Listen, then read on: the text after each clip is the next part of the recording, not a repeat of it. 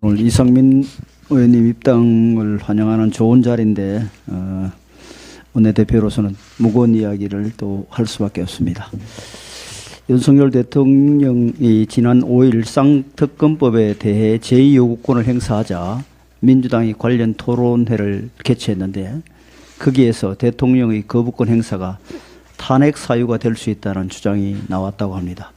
대통령이 다수 의석의 힘으로 강행 통과된 총선용 악법에 대해 헌법상 권한에 따라 제2요구권을 행사했는데 그것이 탄핵의 사유가 될 수 있다는 것은 도대체 어떤 논리로 가능한 것인지 묻지 않을 수 없습니다. 다수의 횡포에 기초한 정치 논리 외에 어떤 논리로도 가능하지 않을 것입니다.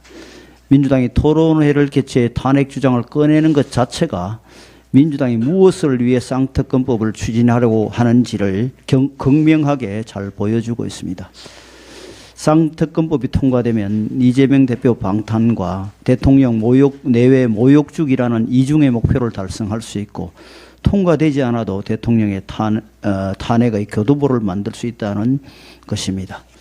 국민의 선택에 의해 대통령이 되어 헌법과 법률에 따라 대통령 고유 권한을 행사했을 뿐인데도 탄핵을 당하는 나라가 과연 법치국가, 민주공화국이라 할 수 있겠습니까? 더욱이 민주당은 제 의결을 지연시키기 위해 권한쟁의 심판 청구라는 꼼수까지 들고 나왔습니다. 특검법의 제 의결을 고의로 지연시키는 것은 민주당의 자기 모순입니다. 쌍특검법을 신속 통과시키기 위해 패스트트랙을 진행해놓고 지금은 제 의결을 미루려 한다니 있을 수 없는 일입니다. 쌍특검법이 그렇게 중요하고 시급해서 패스트트랙에 태웠으면 제 의결도 신속하게 하는 게 당연한 것입니다.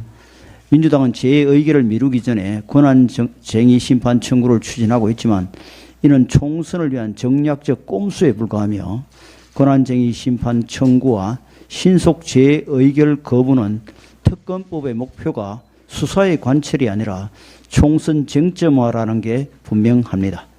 민주당은 또한 대통령의 제 요구가 이해충돌에 해당한다고 우기고 있지만 이는 터무니없는 주장입니다.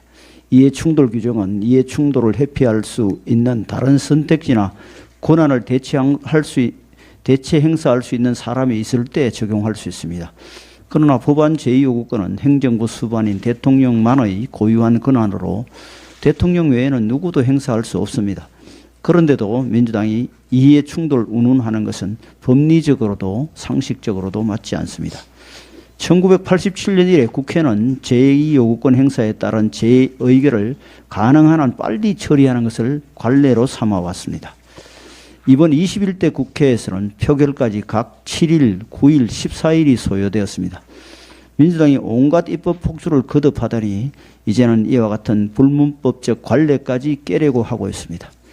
다수 의석을 이용해 총선용 악법을 강행 통과시키고 이에 제2요구권이 행사되자 아무런 법률적 근거 없이 권한쟁의 심판 청구를 하겠다고 하고 오랜 기간에 걸쳐 확립된 국회의 관례를 무시하며 제 의결 날짜를 자기들 마음대로 잡는다면 도대체 이 나라 의회에 다수의 행포와 때법 말고 민주주의라 할 만한 것이 무엇이 남아있겠습니까? 민주당이 조금이라도 민주적 양심이 있다면 즉시 제 의결에 임해야 합니다.